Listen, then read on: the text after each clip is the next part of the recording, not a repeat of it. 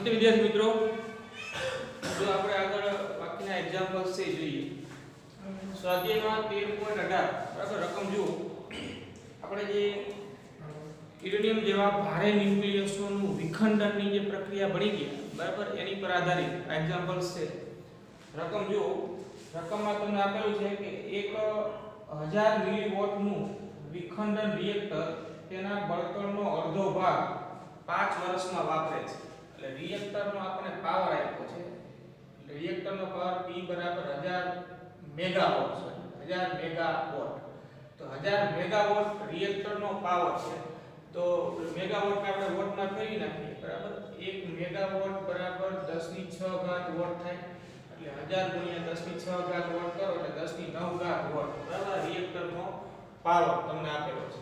તો તમને કીધું છે કે ઈ બળતણનો અડધો ભાગ 5 વર્ષમાં વાપરે છે. એટલે પાવર વપરાશનો સમય સ્મોલ t ઈ 5 વર્ષ છે અને આટલા વર્ષમાં બળતણ જે કુલ જથ્થો છે યુરેનિયમ 92235 નો એનો અડધો ભાગ ઈ વાપરે છે. બરાબર. એટલે બળતણ વપરાશનો સમય કે પાવર વપરાશનો સમય 5 વર્ષ આપ્યો છે. આ વર્ષને સેકન્ડમાં કન્વર્ટ કરી દઈએ તો 5 ગુણ્યા 3.16 ગુણ્યા 10 ની 7 ઘાત સેકન્ડ. એટલે આ આપણને પાવર વપરાશ કે બળતણ વપરાશનો સમય સેકન્ડમાં મળી. બરાબર. રકમ આગળ જુઓ. તમને કીધું છે કે પ્રારંભમાં તે કેટલું યુરેનિયમ 235 ધરાવતું હશે. એટલે પ્રારંભમાં યુરેનિયમ 92235 નો જથ્થો આપણે શોધવાનો છે. પણ પ્રારંભમાં યુરેનિયમ 92235 નો જથ્થો એટલે કે એનું કુલ દળ કેટલું હશે એ આપણે શોધવું છે. બીજું તમને આપ્યું છે કે એવું ધારો કે રિએક્ટર 80% સમય માટે કાર્યાન્વિત રહે છે. બરાબર. એટલે રિએક્ટર અહીંયા 80% સમય માટે કાર્યાન્વિત રહે છે. એટલે રિએક્ટર ચાલુ રહેવાનો સમય એને આપણે કેપિટલ T વડે દર્શાવીએ, જે T ના 80% છે.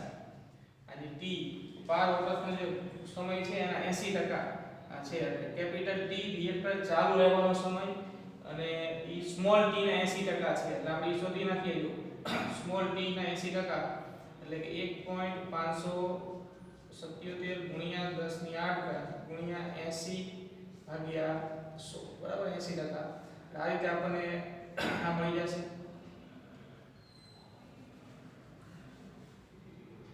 રિએક્ટર ચાલુ રહેવાનો સમય બરાબર આ સુધી નાખો. આ જવાબ આવશે કેપિટલ T 1.2616 ગુણ્યા 10 ની 8 ઘાત સેકન્ડ. 10 ની 8 ઘાત સેકન્ડ. આ રિએક્ટર ચાલુ રહેવાનો સમય આટલું આપણે આપ્યું છે. અને બધી ઊર્જા યુરેનિયમ 92235 ના વિખંડનથી ઉત્પન્ન થાય છે એવું ધારો. ન્યુક્લિયર માત્ર વિખંડન પ્રક્રિયામાં જ વપરાય છે. એટલે જે પણ કઈ ઊર્જા મળે છે એ યુરેનિયમ 92235 ના વિખંડનથી જ મળે છે અને દરેક ન્યુક્લિયરનું અહીંયા વિખંડન થાય છે. એ સિવાય બીજી કોઈ પ્રક્રિયા થતી નથી. બરાબર. તો આપણે યુરેનિયમનો કુલ જથ્થો પ્રારંભમાં કેટલો હશે એ શોધવો છે. તો જો આટલી માહિતી છે હવે આપણે આગળ શોધી નાખીએ કે t સમયમાં વપરાતો પાવર. કુલ સમય આટલો છે જ્યારે રિએક્ટર ચાલુ રહેવાનો સમય કેપિટલ T જે T ના 80% છે. તો હવે રિએક્ટર ચાલુ તો આટલા સમય માટે જ રહે છે બરાબર. તો કેપિટલ T સમયમાં વપરાતો પાવર T સમયમાં વપરાતો પાવર T સમયમાં વપરાતો પાવર ને P ડેશ કહી તો P ડેશ એટલે T ગુણ્યા P થશે બરાબર. કેમ કે રિએક્ટર ચાલુ તો T સમય માટે જ રહે છે. એટલે P ડેશ બરાબર કેપિટલ T આપણે શોધી નાખ્યું 1.2616 ગુણ્યા 10 ની 8 ગુણ્યા P આપણી પાસે છે 10 ની 9 વોટ બરાબર. એટલે આ કેપિટલ T સમયમાં જેટલા સમય માટે રિએક્ટર ચાલુ રહે છે એટલા સમયમાં વપરાતો પાવર થયો બરાબર. હવે દરેક વિખંડન દીઠ આશરે 200 મિલિયન ઇલેક્ટ્રોન વોલ્ટ ઊર્જા મળે છે. એ આપણે રકમમાં કીધું નથી પણ ન કીધું હોય તો પણ આપણે આગળ થિયરીમાં ભણી ગયા કે વિખંડનની પ્રક્રિયામાં દરેક વિખંડન દીઠ આશરે 200 મિલિયન ઇલેક્ટ્રોન વોલ્ટ જેટલી ઊર્જા મુક્ત થાય. રકમમાં તમને આપી પણ દીધું હોય. દરેક વિખંડન દીઠ મળતી ઊર્જા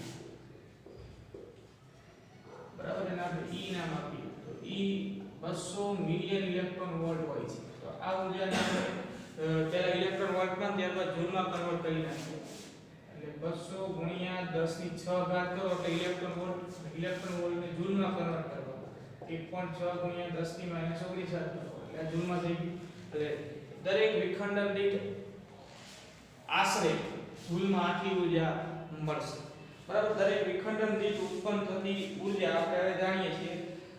હવે જો આપણે 35 યુરેનિયમ 92235 છે, બરાબર, એમાં એવોગાડ્રો અધિતર્ક વાપરીએ તો યુરેનિયમ 92235 ના 235 ગ્રામ દળમાં રહેલા પરમાણુની સંખ્યા એટલે એવોગાડ્રો અંક જેટલી.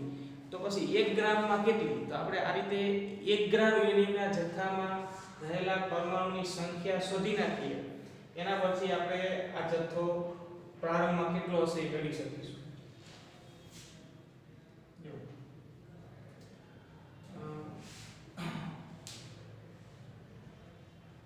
યુરેનિયમ 92235 ના 235 ગ્રામ દળમાં પરમાણુની સંખ્યા, બરાબર, એવોગાડ્રો અધિકાર છે. આપણે અગાઉના એક્ઝામ્પલમાં પણ આ હકીકત વાપરી ગયા છીએ. કેટલી? તો કે એવોગાડ્રો અંક 6 ગુણ્યા 10 ની 23 ઘાત કે 6.023. આપણે પોઈન્ટ પછી આંકડા અહીંયા અવગણ્યા છે, બરાબર. એમાં લખો તો કે બહુ મોટો ભેદ નહીં પડે. એવોગાડ્રો અંક છે, બરાબર. પરમાણુની સંખ્યા આટલી. તો યુરેનિયમ 92235 ના 1 ગ્રામ દળમાં પરમાણુની સંખ્યા કેટલી?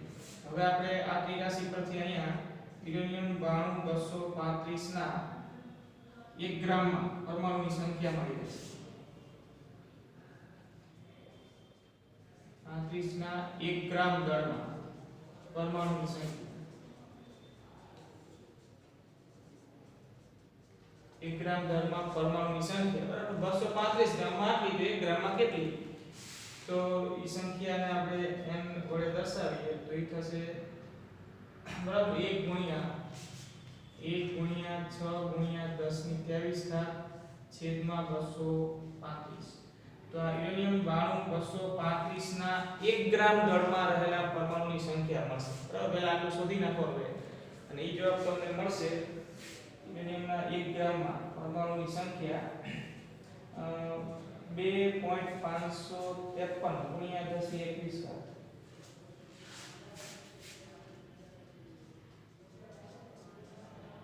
21 ઘાત. બરાબર. 1 ગ્રામમાં પરમાણુ આટલા. હવે આપણે જો 1 ગ્રામમાં પરમાણુની સંખ્યા તમે શોધી નાખો એટલે એ આપણને મળી જાય એના પરથી. હવે આપણે આગળ યુરેનિયમ 92235 નો પ્રારંભમાં કુલ કેટલો જથ્થો હશે એ શોધી શકીશું, બરાબર.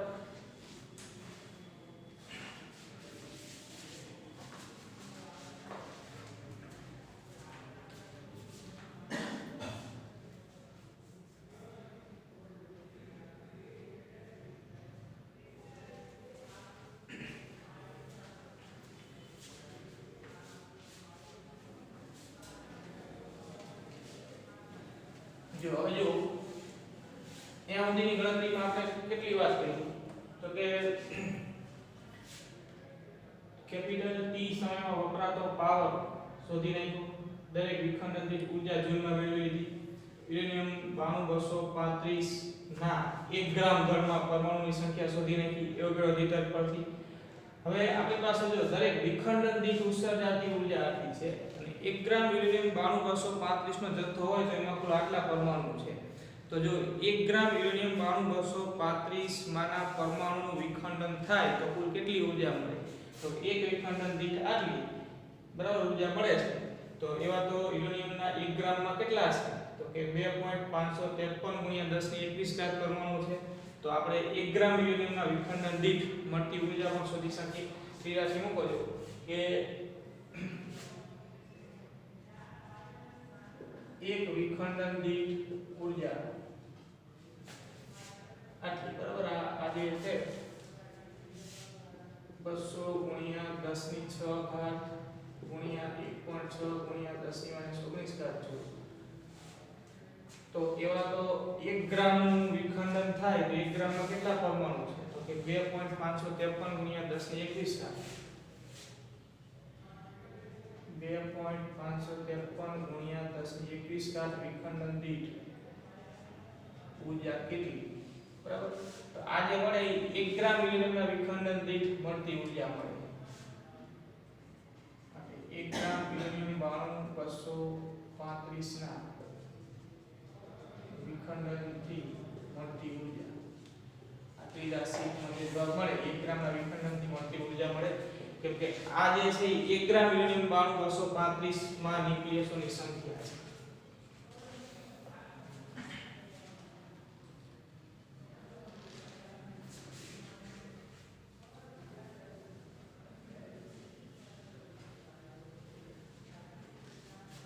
આ ઊર્જાને આપણે E ગેસ એમ કહી દઈએ. આ ત્રિરાશીનો જે જવાબ આવે એ શું કહેવાય?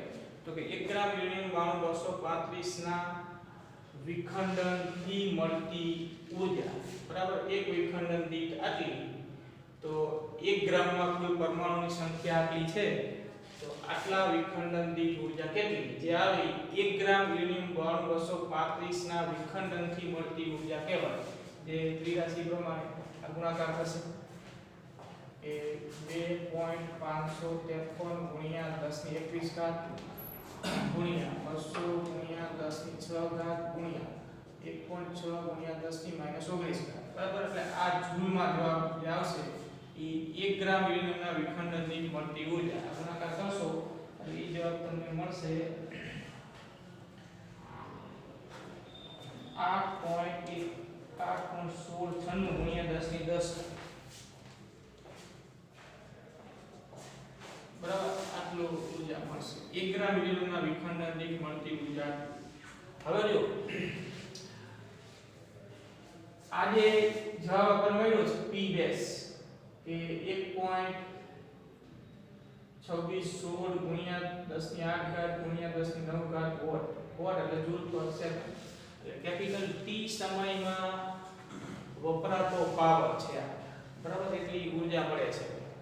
કેપિટલ T સમયમાં પર સેકન્ડે આટલી ઊર્જા. કેપિટલ T સમયમાં વપરાતો પાવર છે. કેપિટલ T સમયમાં મળતી ઊર્જા આટલી છે. તો હવે જો આપણે હવે ત્રિરાશી મૂકીએ કે આટલી ઊર્જા મળે એના માટે કેટલું યુરેનિયમ વપરાશે? તો કે 1 ગ્રામ. તો પછી P ડેશ જેટલી ઊર્જા મળે એના માટે વપરાતા યુરેનિયમનો જથ્થો કેટલો? બરાબર. એ આપણે શોધી નાખીએ. હવે ત્રિરાશી મૂકીને જ અહીંયા જવાબ આગળ મળતા હોય આપણે લખીએ હવે કે 8.1696 ગુણ્યા 10 - 10 જૂલ ઊર્જા માટે જરૂરી દર 1 ગ્રામ. બરાબર. તો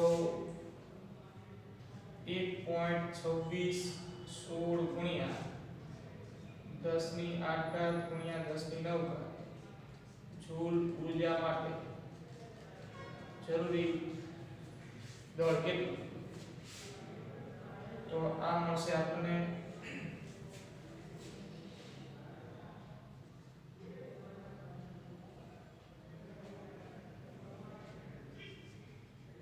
જરૂરી દર બરાબર એમ નામ આપ્યું 1.2616 ગુણ્યા 10 - 8 ગુણ્યા 10 - 9 છેદમાં 8.1696 ગુણ્યા 10 - 10. બરાબર. હવે આ જે જવાબ આવે એ કેપિટલ T સમયમાં યુરેનિયમ 92235. બરાબર. યુરેનિયમ 92235 નો જથ્થો જે વપરાશે એ દર આવશે.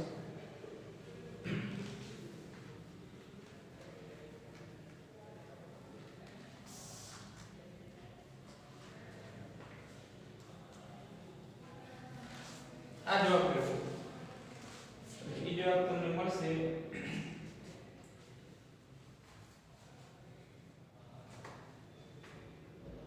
બરાબર. ગ્રામમાં જવાબ આપણને આવશે ગ્રામ. બરાબર. એક આ ગ્રામમાં છે તો જવાબ એ ગ્રામમાં આવશે. ગ્રામમાં એ તમને મળશે 1.2616 1.544 ગુણ્યા 10 ની 6 ઘાત 1.544 ગુણ્યા 10 ની 6 ગ્રામ.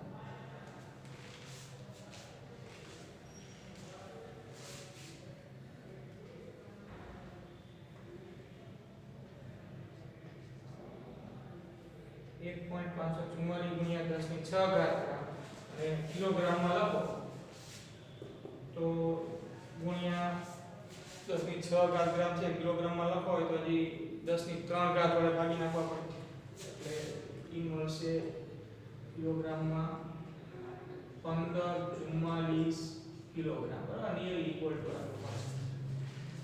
1544 કિલોગ્રામ.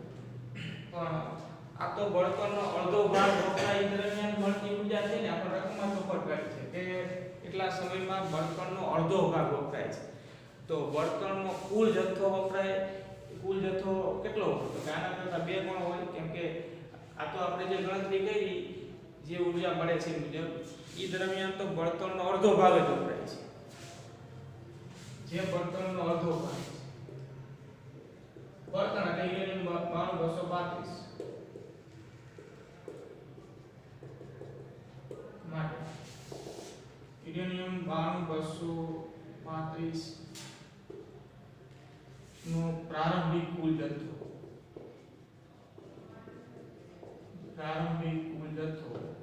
આના કરતા 2 ગણો હોય એટલે 1544 ગુણ્યા 2 કરો આટલા કિલોગ્રામ મળશે. બરાબર, એટલે 1544 ગુણ્યા 2 એટલે 3083 કિલોગ્રામ.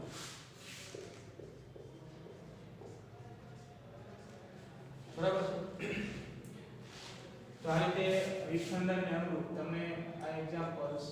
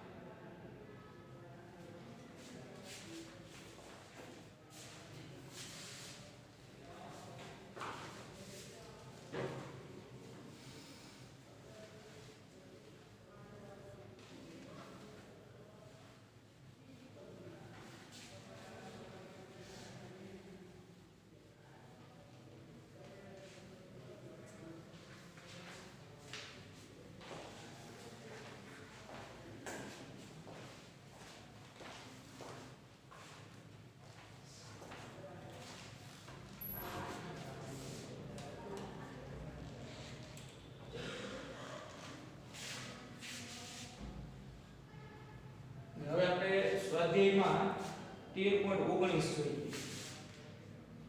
13.19 બરાબર. આ એક્ઝામ્પલ્સ છે એની રકમ જો ઈ ન્યુક્લિયર સંલયનને અનુરૂપ એક્ઝામ્પલ્સ છે. રકમમાં તમને લીધું છે કે ડ્યુટેરિયમના 2 કિલોગ્રામના વિખંડનથી 100 વોટનો વિદ્યુત લેમ્પ કેટલા સમય સુધી પ્રકાશતો રાખી શકાય. ડ્યુટેરિયમના 2 કિલોગ્રામ ડ્યુટેરિયમના 2 કિલોગ્રામના વિખંડનથી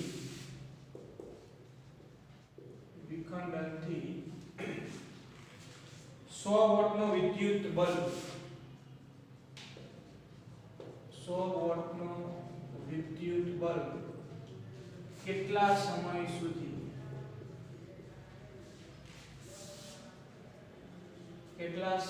સુધી પ્રકાશતો રાખી શકાય. એટલે કેટલા સમય સુધી ચાલુ રાખી શકાય. પ્રકાશતો રાખી શકાય. બરાબર, આવો પ્રશ્ન છે. તમને વિખંડન અહીંયા તમને સંલયનની પ્રક્રિયા આપી છે. ડ્યુટેરિયમના 2 કિલોગ્રામના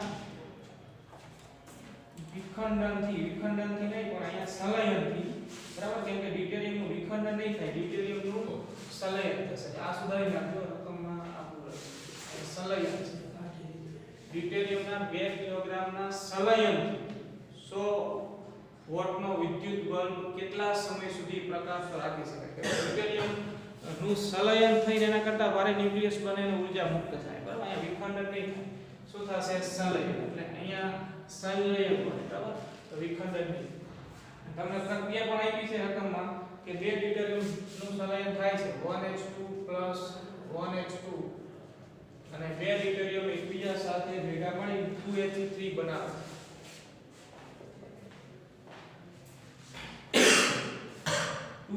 હીલિયમ અને સાથે એક ન્યુટ્રોન મુક્ત થાય છે અને ઊર્જા મુક્ત થાય છે. ઊર્જા છે 3.27 બિલિયન ઇલેક્ટ્રોન વોલ્ટ. બરાબર. જો આ પ્રક્રિયા રકમમાં તમને આપી દીધી છે કે બે ડ્યુટેરિયમનું સંલયન થઈ અને 2He3 હિલિયમનું આ ન્યુક્લિયસ બને છે કે જેનો પરમાણુ ક્રમાંક તો 2 છે એટલે 1 ને 2 થઈ ગયા. પરમાણુ ધનાંક અહીંયા 3 છે જ્યારે અહીંયા 2 ને 2 4 આ 3 થી એક ન્યુટ્રોન હજી વધ્યો. એ એક ન્યુટ્રોન અહીંયા ઉત્સર્જાશે અને એ દરમિયાન 3.27 મિલિયન ઇલેક્ટ્રોન વોલ્ટ આ સંલયનની પ્રક્રિયા દરમિયાન મળતી દર ક્ષતિને કારણે ઉત્સર્જાય છે. બરાબર. આ રકમ તમને આપેલી છે. તો હવે આપણે આ જવાબ મેળવવા માટે પહેલા તો શું કરીશું તો કે પહેલા તો 2 ગ્રામ ડ્યુટેરિયમમાં પરમાણુની સંખ્યા એવોગાડ્રો અધિકારકનો ઉપયોગ કરી 2 ગ્રામ ડ્યુટેરિયમના પરમાણુની સંખ્યા આપણે શોધવી છે. બરાબર. તો આ રીતે થાય 2 ગ્રામ ડ્યુટેરિયમના પરમાણુની સંખ્યા એવોગાડ્રો અધિકારક પરથી એવોગાડ્રો અણુ કેટલી થાય કેમ કે ડ્યુટેરિયમનો પરમાણુ ગુણાંક 2 છે તો આપણી પાસે કુલ જથ્થો ડ્યુટેરિયમનો કેટલો છે 2 કિલોગ્રામ. આવી ત્રિરાશિ મૂકેલી કે ડ્યુટેરિયમના 2 ગ્રામ બરાબર 1h2 ડ્યુટેરિયમ માટે પરમાણુ ગુણાંક 2 છે તો ડ્યુટેરિયમના 2 ગ્રામ દળમાં પરમાણુની સંખ્યા 6.02 ગુણ્યા 1023 એવોગાડ્રો અણુ જેટલી. તો આપણી પાસે ડ્યુટેરિયમનો કુલ જથ્થો કેટલો છે તો કે 2 કિલોગ્રામ છે. તો એને આપણે ગ્રામમાં લખીએ તો ડ્યુટેરિયમ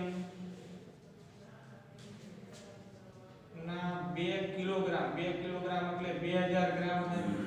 2 કિલોગ્રામ એટલે 2000 ગ્રામ. તો 2000 ગ્રામ દળમાં પરમાણુની સંખ્યા કેટલી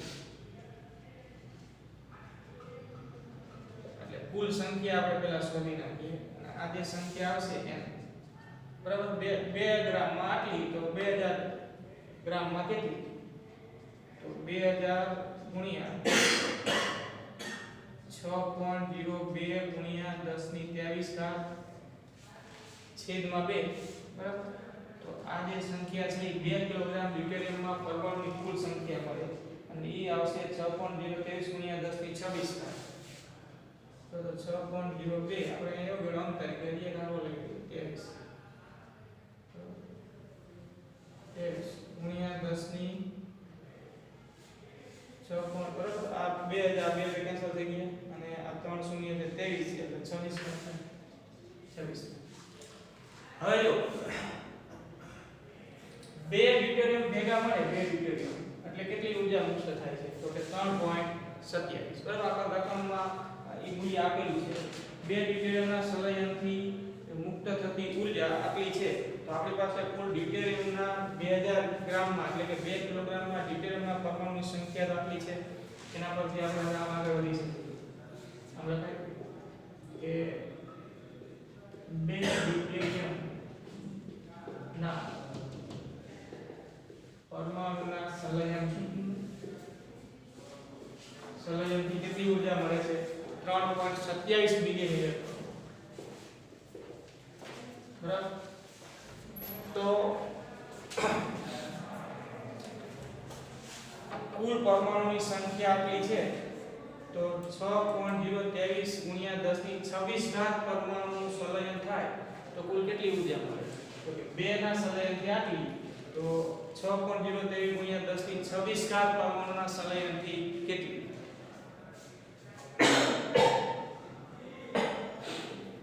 એમ મળે. અને આપણે આના પરથી હવે આમે લખી શકીએ કે પરમાણુ દીઠ મુક્ત થતી ઊર્જા જો આ 2 ડ્યુટેરિયમના પરમાણુના સંલયનથી આટલી મળે છે તો પરમાણુ દીઠ મળતી ઊર્જા આના કરતા અડધી કેમ 3.27 ભાગ્યા 2 મિલિયન ઇલેક્ટ્રોન વોલ્ટમાં પરમાણુ દીઠ મળતી ઊર્જા ભાગાકાર કરો એટલે 1.635 મિલિયન ઇલેક્ટ્રોન વોલ્ટ. બરાબર. હવે જો 2 ડ્યુટેરિયમના સંલયનથી આટલી ઊર્જા મળે તો પરમાણુ દીઠ આના કરતા અડધી મળે બે કિલોગ્રામ અથવા તો 2000 ગ્રામ ડ્યુટેરિયમમાં પરમાણુની સંખ્યા આટલી છે તો હવે આપણે જે રાશિ મૂકી શકીએ કે એક પરમાણુ દીઠ આટલી માટે 6.023 ગુણ્યા 10 ની 26 ઘાત પરમાણુ દીઠ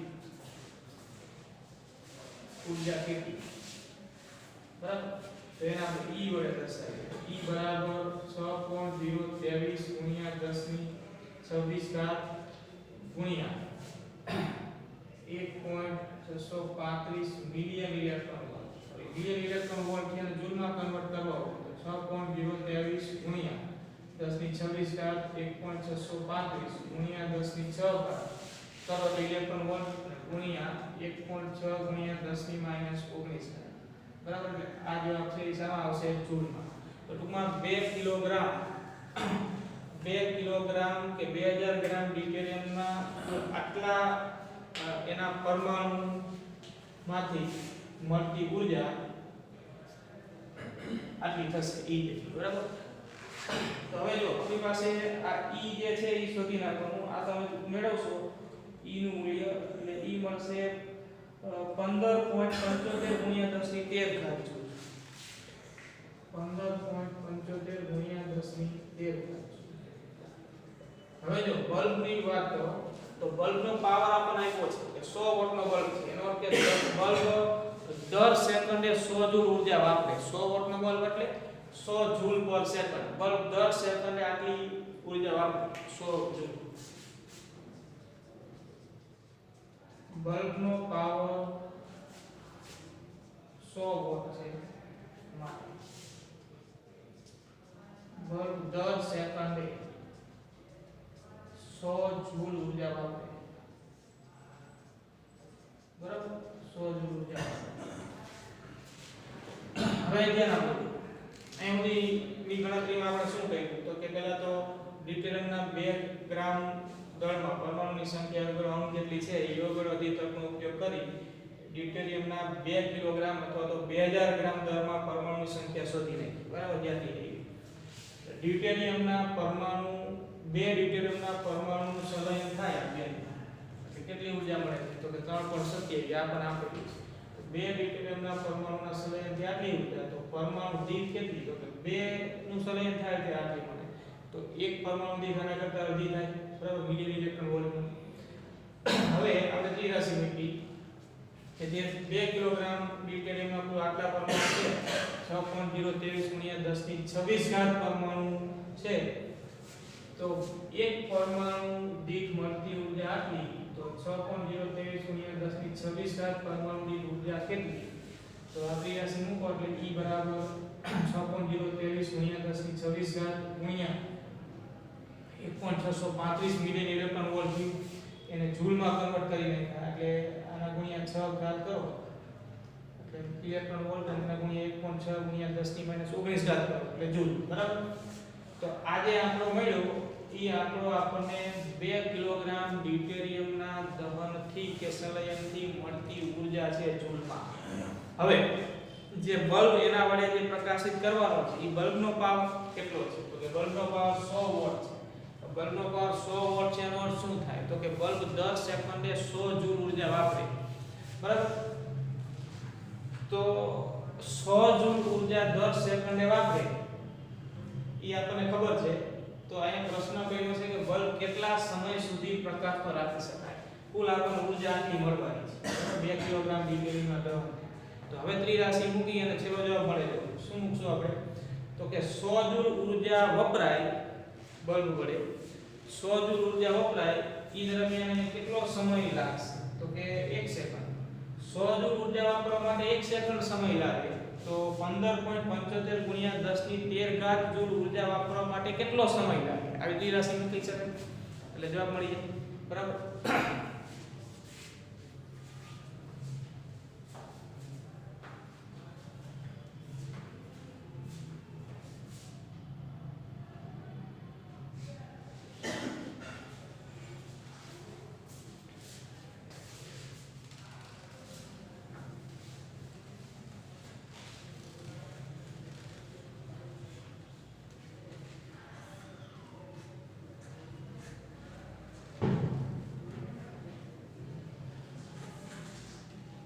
જો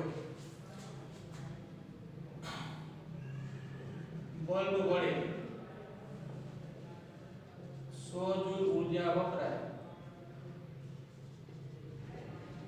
તે માટે 1 સેકન્ડ લાગે. પાવર નો કેવો થયો ને, બલ્બ નો પાવર આટલી 100 વોટ છે, એનો અર્થ કે એના માટે 100 જૂલ ઊર્જા વપરાય, એના માટે 1 સેકન્ડ લાગે. તો આ તો આપણને કુલ કેટલી ઊર્જા મળવાની આટલી, તો 15.75 ગુણ્યા 10 ની 13 ઘાત જૂલ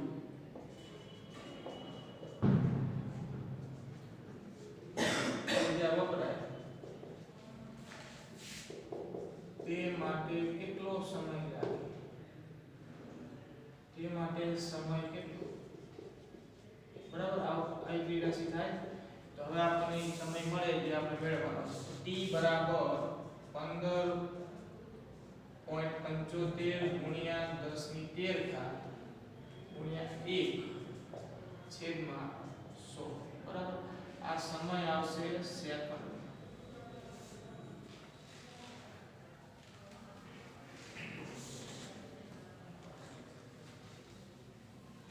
બરાબર. તો હવે આ સમય સેકન્ડમાં છે, એને આપણે વર્ષમાં કન્વર્ટ કરી શકીએ.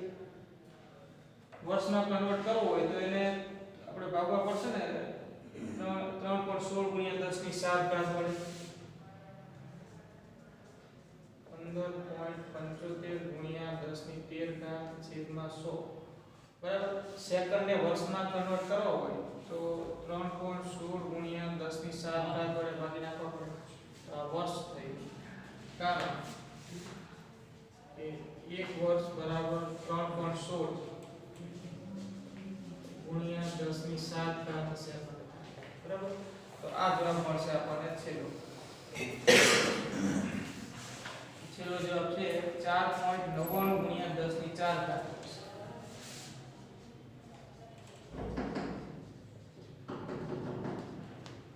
બરાબર. તો બલ્બ છે એ આટલા વર્ષ સુધી પ્રકાશિત રહી શકે.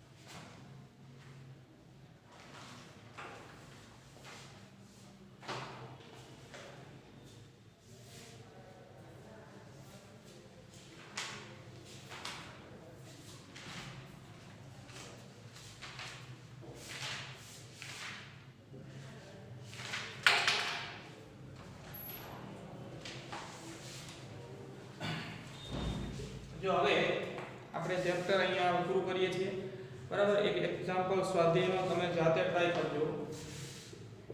સ્વાધ્યાયમાં 13.6 જે છે 13.6, બરાબર. એમાં તમને કેટલીક ન્યુક્લિયર પ્રક્રિયાના સમીકરણ તમારે લખવાના છે.